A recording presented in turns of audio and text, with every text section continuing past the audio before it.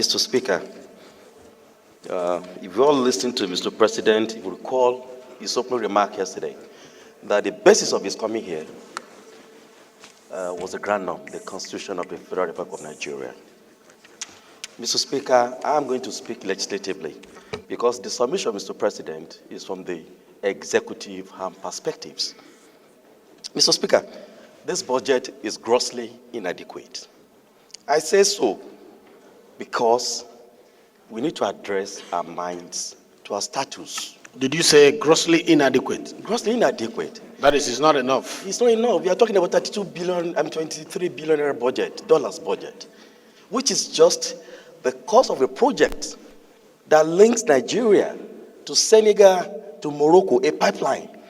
It's just one item to procure a project. It is grossly inadequate. I say so, Mr. Speaker, when you could consider Section 18 of our Public Procurement Act 2007, which bordered on needs assessment. Mr. Speaker, I will take you to Foreign Affairs, the committee I chair. Practical consideration of the needs assessment of missions of the headquarters of the agencies under Foreign Affairs, Mr. Speaker, is more than 2 trillion naira. And we are giving a paltry sum of 286 billion naira. Our missions are in courts in various nations. Are you advocating for Mr. Speaker, so I want to urge deficit budgeting? No, Mr. Speaker, we have a lot of leakages in the land. If we had that straightly to Section 162 of the Constitution, you will see that we still have a lot of revenue that are yet to be collected. I don't have any problem with deficit financing. What is important is what are you doing with it? In our private lives, we take mortgages. I wanted to say that again. Sir, you don't have problem with deficit? I believe in deficit. I believe in borrowing.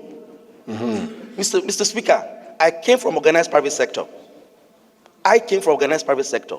And I've borrowed money in the past. And I've used it judiciously. And my children can see what I've done with it. So what is important, Mr. Speaker, is that when we borrow money, what are we doing with the money? Are we doing parties with it?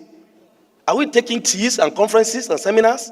Or we are embarking on infrastructural development? That generation unborn will come and say, yeah, President Bola Ahmed Tinubu, you've done well. So, Mr. Speaker, the point I'm making here is this. I've listened to the opinions, to the comments, observation by colleagues. And the beauty of democracy, Mr. Speaker, is that our rules, our constitution, has given us the room to tinker, to look at the submission of Mr. President and do justice to it.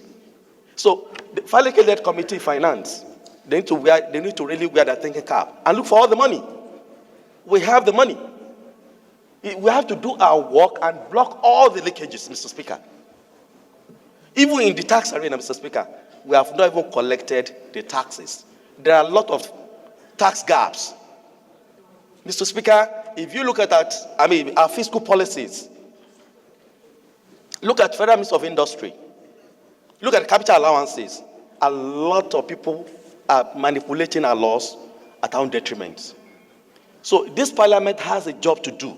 There is a motion, there's a referral, going to report itself to be submitted to you, Mr. Speaker, to this House. It's about tax evasion. It's about tax evasion. A lot of companies, private sector, organized private sector, and while I agreed that it is the private sector that feeds government, that feeds a nation, and that we should provide an environment for them to thrive, to work, but at the same time, they should not harm us. All right.